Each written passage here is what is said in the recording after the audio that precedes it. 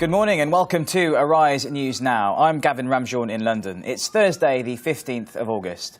And our top story at this hour, a state of emergency has been declared in Egypt as the world condemns the bloody crackdown. Security forces moved in to clear two protest camps in the capital, Cairo, yesterday, using tear gas and live ammunition. As it stands, at least 278 people have been killed. But the Muslim Brotherhood, who are at the heart of the protests, claim the death toll is more than 2,000. Curfews have been imposed in cities across the country as widespread demonstrations against the removal of President Mohamed Morsi continue. Fires burned through Cairo as night falls on the day of clampdown that left about 300 dead. Nighttime aerial shots show parts of the Egyptian capital ablaze, with thick smoke rising. Earlier in the day, Islamists clashed with police and troops who used bulldozers, tear gas and live fire to break up camps of supporters of the ousted President Mohamed Morsi. A health ministry official said about 300 people were killed and more than 2,000 injured across the country. But the Muslim Brotherhood said the true death toll was far higher, calling it a massacre. The military-installed government has declared a month-long state of emergency.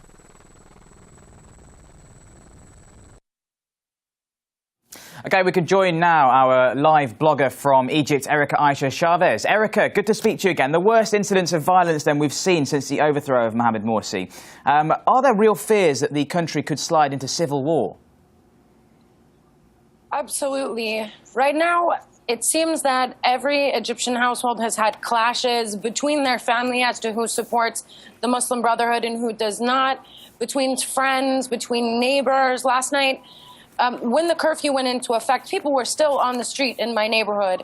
It was much quieter outside of our small area, but people were still going out and getting in fights, and there was a lot more clashes on the street. In fact, right now it's a little smoky in front of my house because there's a giant pile of garbage that people set on fire last night that is still burning. And what is the fear amongst the people, innocent bystanders in the country at the moment? Is there a sense of tension and fear of intimidation?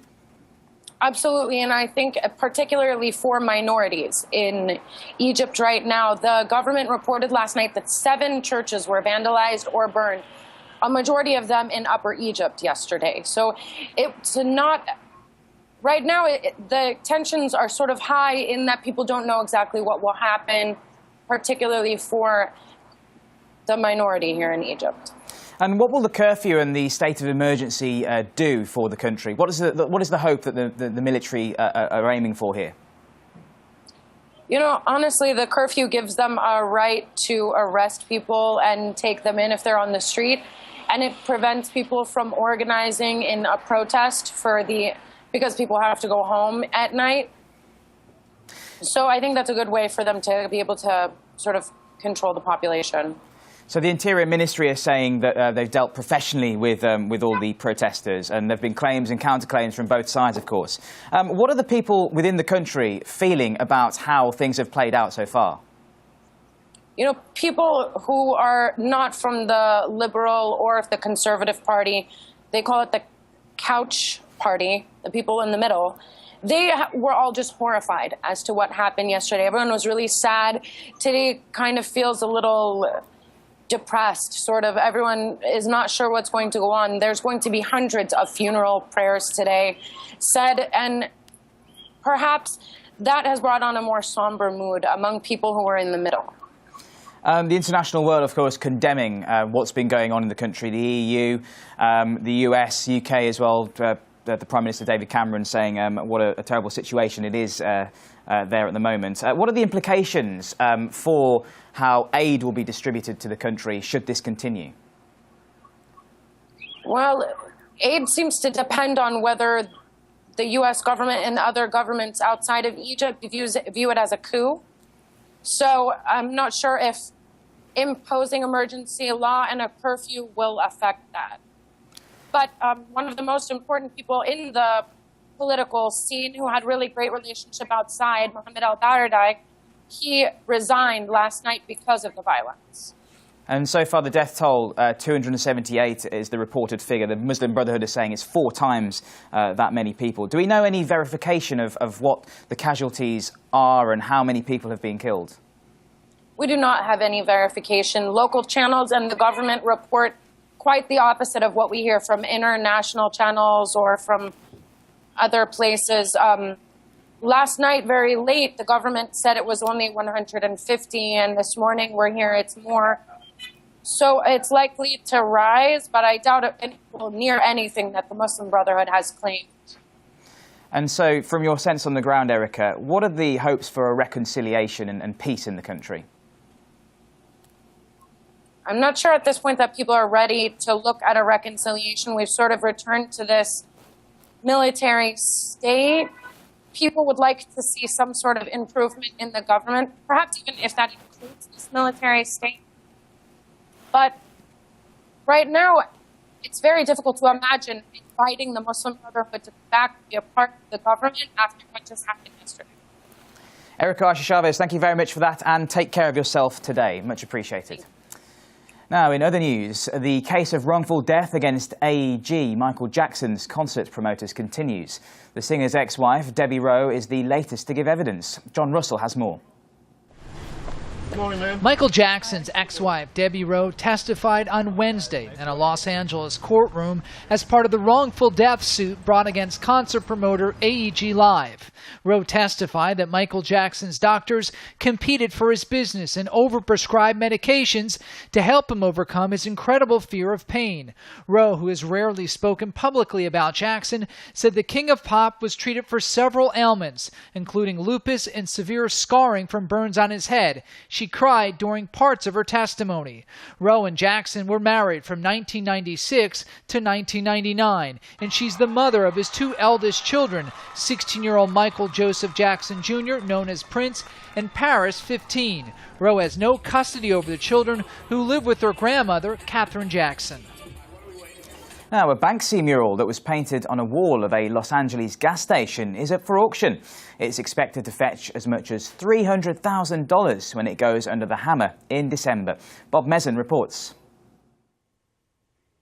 A mural by British graffiti artist Banksy is going up for auction. Entitled Flower Girl, the mural was painted on a brick wall of a gas station in 2008. After years of public display, the entire wall containing the art was cut out and will be sold by Julien's Auctions in December. Measuring 9 feet by 8 feet, the mural shows the silhouette of a girl looking up at a closed-circuit television camera sprouting from a vine. Consignment director for Julien's Auctions, Michael Doyle, said that the piece, like most of Banksy's work, is a statement about society. I think it's a critique on kind of the modern surveillance that goes on in our society. Basically, it kind of juxtaposes the little girl, the innocence of her picking flowers, against the modern surveillance system. So kind of taking those 2 elements and putting them next to each other. Banksy, who intentionally hides his identity and real name, is becoming a hot commodity in the art world. This mural is estimated to fetch between $150,000 and $300,000, which some see as a conservative estimate, considering that another one of his works recently sold for $1.1 million. Flower Girl will hit the auction block on December 5th in Beverly Hills as part of Julien's Auctions street art collection. In France, one of the Loire Valley's most famous castles is hosting an extravagant garden festival. Highlights include nocturnal visits, interactive trees, and psychedelic lights. Anna Pologny takes us on a tour. Can artists improve on nature, or at least enhance its mysteries? Botanists, landscape architects, artists, and sound engineers are giving it a go at the Chaumont Castle in the French Loire Valley, putting sensual perception at the center of the castle garden experience. Quel est le meilleur endroit qu'un jardin? What better place than a garden to experience all kinds of sensations, the colors, the scents, the sounds, the textures. And the gardens this year provide you with these sensations from all kinds of angles. Ces sensations les donnent à voir sous plusieurs angles. The gardens feature 25 design projects, bales of hay just the way Impressionist painter Claude Monet liked them, disco balls, hanging gardens. Each niche is its own little biosphere, to be discovered by slowly meandering through or sometimes plunging right in. This installation is called The Smell of Beautiful Chaos and best enjoyed laid back, with the scent of roses and lavender. The artists show a kind of playfulness and creativity. Whether it's the sounds or the textures, you can find all the senses here. And we had a really good moment here. The kids have a great time, every time. To be honest, my favourite was the piano. Ah yes, the piano. Placed in the Garden of Intoxication, it plays melodies at night. Out of tune, naturally. Also after hours, visitors walk the paths into this ethereal light show. But the star of the night is the interactive weeping willow, responding to touch with fluted tones.